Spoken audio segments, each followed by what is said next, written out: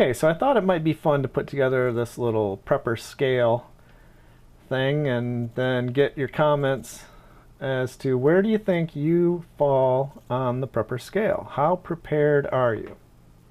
So I'm going to go over this pretty quick, not too much detail. So over here on this end, we got, hey, you got the 1 week storm, it's a hurricane or something like that comes in. And if we look down here, you got, do you have bottled water? Do you have enough emergency food? You got a small generator, some security? How good a shape are you in? Okay, and these things they get better and better as you go to the right. So over here, if you can't last 3 days in your house, then you're basically clueless. Okay, you're going to have problems. You're depending on the government or someone else to come and bail you out because you got nothing.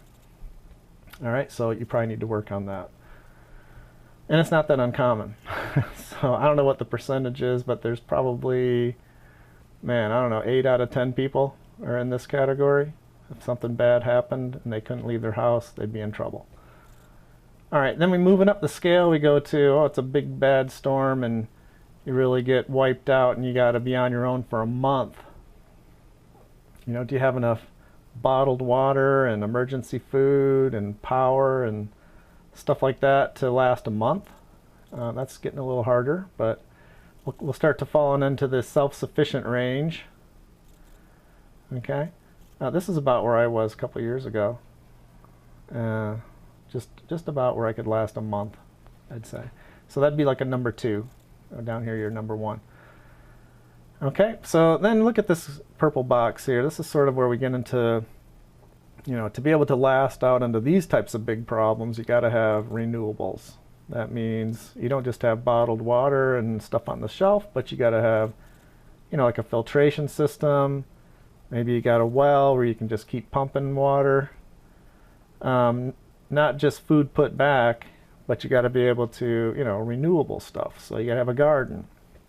Maybe you got some livestock, some chickens, something like that.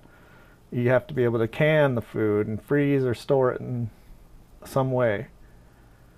For power, it's not enough to have a generator and 50 gallons of gas anymore. If you're going to go like a year, you got to have renewable energy. Provided that you feel like you have to have energy at all, which a lot of people would say you don't. I know I do. So anyway, and then of course you're getting into, the further you go to the right, the more need you're going to have for security. So you get into, you got more stuff. All right, and you also have to be healthy. You got to be in good shape. So, out here, so we go to what type of stuff as you move to the right might you encounter. So we got, cyber attacks, the grid goes down, no electricity. And you move over here and things are getting worse. You get an economic collapse, an EMP, which means every electronic device is fried, which means you probably got no generators, no power, no anything that's not protected in like a Faraday cage is gone. So bad situation, which would probably immediately lead to an economic collapse. And that's about the worst that I see is survivable. So I have basically everything on this side in the green is survivable. And in my opinion, once you go past that, you get into a world where you are without rule of law. And that's sort of the key thing to me is once you get into this type of situation, it's going to be very difficult.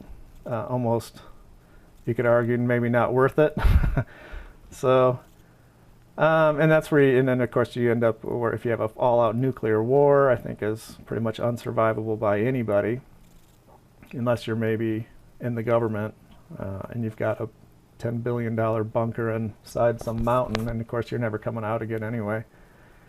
So we go all the way from, hey, you can't last 3 days and you're in the clueless category, all the way over here to you're in your bunker with your guns just waiting to ride it out.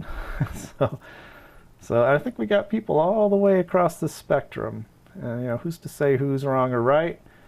I would recommend that people be at least in the 2 category. If you don't have what you need to get up to number 2, you need to work on it. Get yourself at least up to here. That's where I was a couple years ago, and I've gotten myself up to somewhere around here now. So, take a look at these things. You go from water, from bottles to gallons to filtration to well, and so on. And food from a pantry, emergency long term, being able to grow more food. You got livestock, you can freeze store it.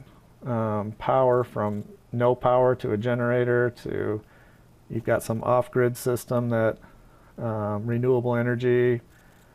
Security, just handguns, shotguns, assault rifles. And when you get out into this kind of stuff where you have an economic collapse, then you got to be in a group, in my opinion. So if you're a lone wolf, you can probably make it out to somewhere around where I'm at now. Cyber attack, something like that. But if you're going to go past that, you're going to have to be in a group and training and all this kind of stuff, which is pretty involved. You got to be in shape too.